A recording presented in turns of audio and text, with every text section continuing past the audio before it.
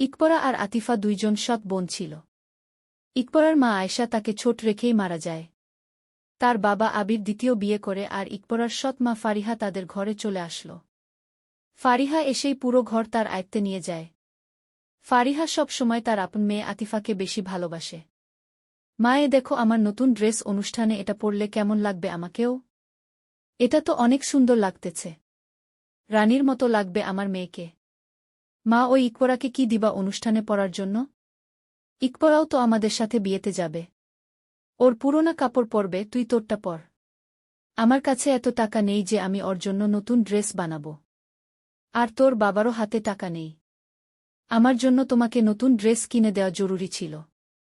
বিয়েতে কত মানুষ আসে, যদি কোনো জমিদার ঘরের ছেলে তোমাকে পছন্দ করে। আরে ফারিহা, কখনো তো আমাদের বড় মেয়েটার কথাও একটু ভাবো।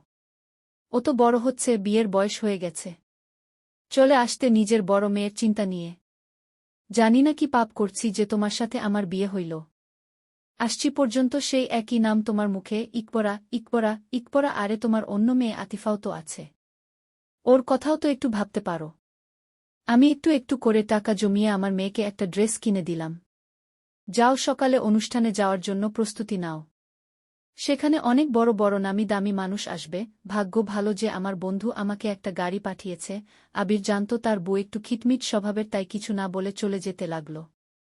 সকালে সবাই বিয়ের অনুষ্ঠানের জন্য রেডি হচ্ছিল। আতিফা খুব সুন্দর একটি ড্রেস পরে রেডি হয়ে গেল।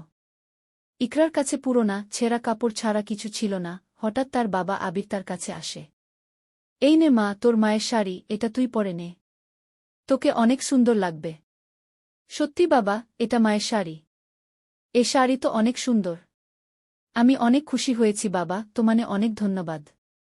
ঠিক আছে মা, তুমি এখন শাড়ি পরে রেডি হয়ে নেও। ইকরা তার মায়ের শাড়ি পরে রেডি হয়ে যায়।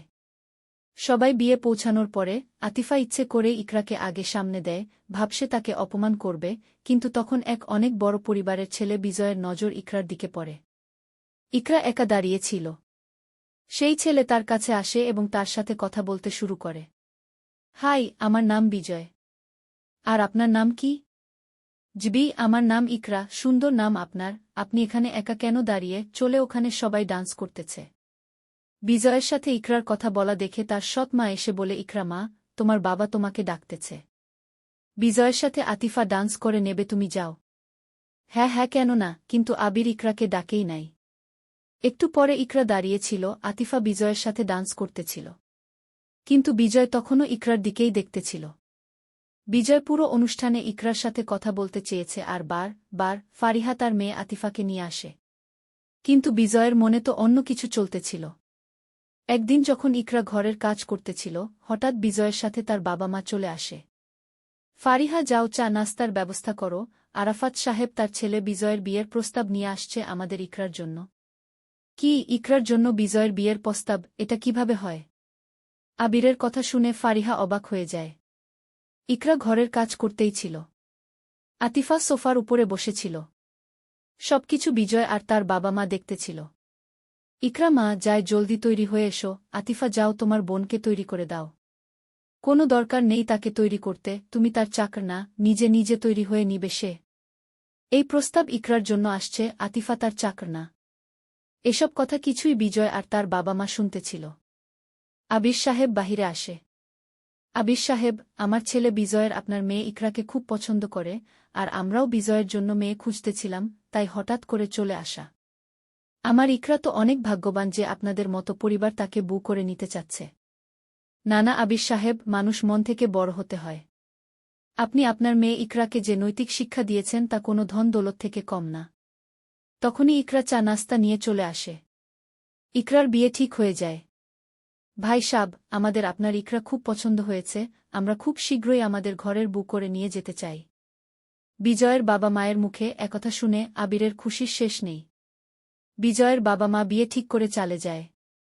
ফারিহা, আমি দেখতেছি যেদিন থেকে ইকরার বিয়ে ঠিক হলো, তুমি ওর সাথে ভালোভাবে একটু কথাও বলতেছ না। এটা ঠিক না। তুমি তোমার মেয়ের বিয়ে দাও, আমি এ বিয়েতে কিছু করতে পারব না।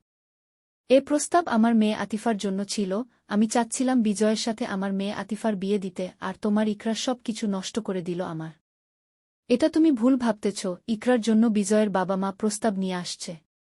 তোমার তো খুশি হওয়ার কথা। তোমার উচিত তার মায়ের দায়িত্ব পালন করা। আমি এই ঘরে তোমাকে ওর মা বানিয়ে আনছিলাম। আমি তোমাকে তালাক দিলাম। Subscribe now and press the bell icon. Never miss an update.